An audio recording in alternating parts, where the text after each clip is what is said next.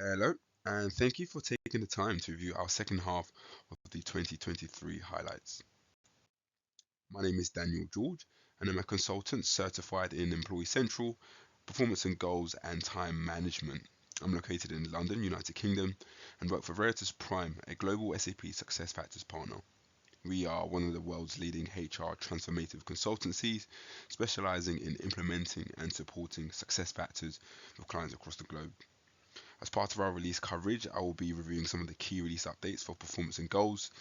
So for a complete release analysis, you can connect with us on our website at veritasprime.com via the contact us link, or for current clients, please reach out to your project manager or CSM.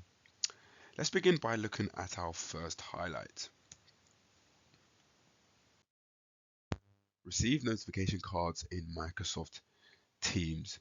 With the integration of SAP SuccessFactors and Microsoft 365, more notification card types are available to remind users of their HR task in Microsoft Teams. This is a really handy feature now, as within the SAP SuccessFactors app in Teams, the following cards prompt users to complete relevant activities, such as continuous performance management activities, to complete 360 evaluations on themselves or for others, and lastly to complete performance reviews again on themselves or for others. The use case for this is a really handy feature, as it prompts users notifications of tasks that they need to complete in SAP SuccessFactors system, whilst they're in the Teams app in an everyday business social scenario. Firstly, you need to bear in mind that you need to first have enabled the SAP SuccessFactors app for Microsoft Teams, and also have the performance and goals license enabled first. Moving on. The next highlights we have is new configuration setting for specifying goal completion status. This was actually a customer community idea that was picked up by SAP and rolled out during this release. So the function around this is that administrators can now set a state value that is associated to the goal completion status. So what do I mean by that? You no longer must set a last value for the state field to complete in the goal plan template for a user to mark their goals as complete on the home page. So the to-do framework that you see on the homepage automatically uses this setting to know which status to use when users are asked to mark a goal as complete. This is really handy, as it helps users get rid of the restriction of status ordering, so that they can properly mark their goal completion on the homepage itself. I must note that you do need the latest goal management for this to be enabled. SAP have rolled this out under general availability, so it is in use for all once you do have this enabled. Lastly, just bear in mind there are a few configuration steps. It is relatively low effort, but there are a few steps you need to do in order for this to be in play.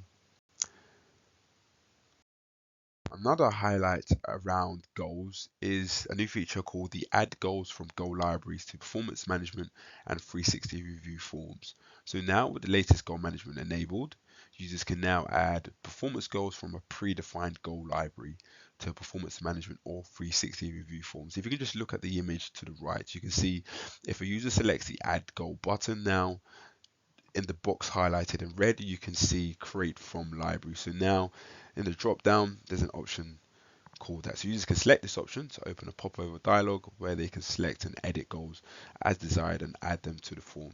This new feature is developed to provide a more consistent user experience across SuccessFactors performance and goals. This is automatically on, so once you have the latest goal management enabled, this feature is turned on.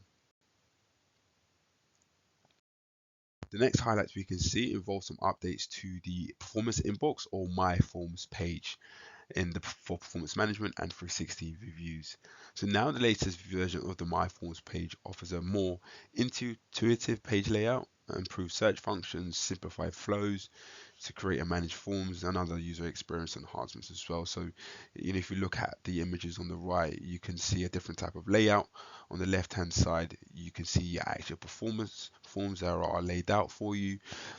There are more drop downs that you can select from to kind of filter out and add more visibility to, or filter or drill down into certain performance forms if needed for yourself, your direct reports or your matrix reports if needed. This is really handy now, because with the my forms page, it delivers a better user experience that's more modern, consistent, and efficient. This is automatically on for all users who have performance and goals management. Highlights is another user experience enhancement, but now it's to the performance management form. So SAP have made some visual enhancements to the performance form. Now, if you select enable user experience enhancements to performance management forms in the performance management feature settings, on the right hand side you'll kind of get these updates made to the performance forms. So you get certain enhancements like a form width. That's a form width change. The ratings and comments provided by other users have been moved below the rating and comments field now to improve content readability and make better use of the form space. The achievements tab is now well structured, to have more room for usernames, updated spacing and typography, newly added icons before each questions. You have some enhancements made to the EZ rater view, and now with the header of the employee self-rating column is called employee self-rating by default. The gap column also directly shows the gap number. So if a manager rating is higher than an employee self-rating, a green plus icon is shown, and if an employee self-rating is higher than a manager rating, a red minus icon is shown. There's also been some updates made to the rating gap analysis. So the visuality of the rating gap analysis has been consistently changed to a green or red gap number.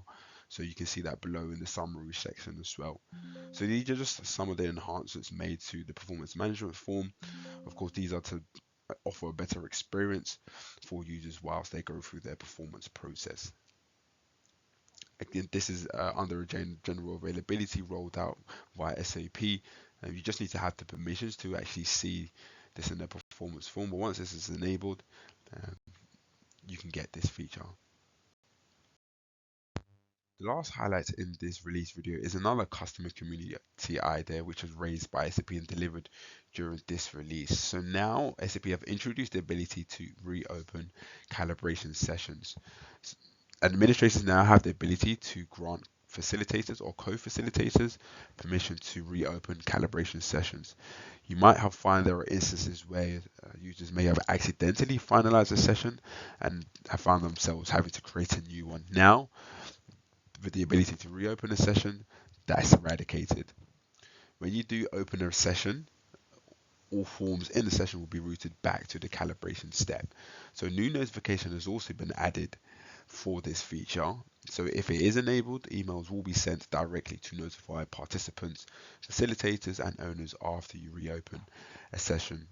Bear in mind that the status also changes from approved to in progress once the session is reopened, and the calibration participants can make additional changes.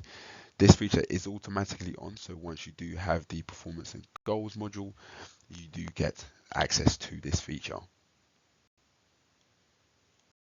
Thank you for taking the time to review our second half of the 2023 release highlights. Once again, for complete release analysis, you can connect with us on our website at veritasprime.com through the Contact Us link, or for current clients, please reach out to your project manager or CSM. Thank you.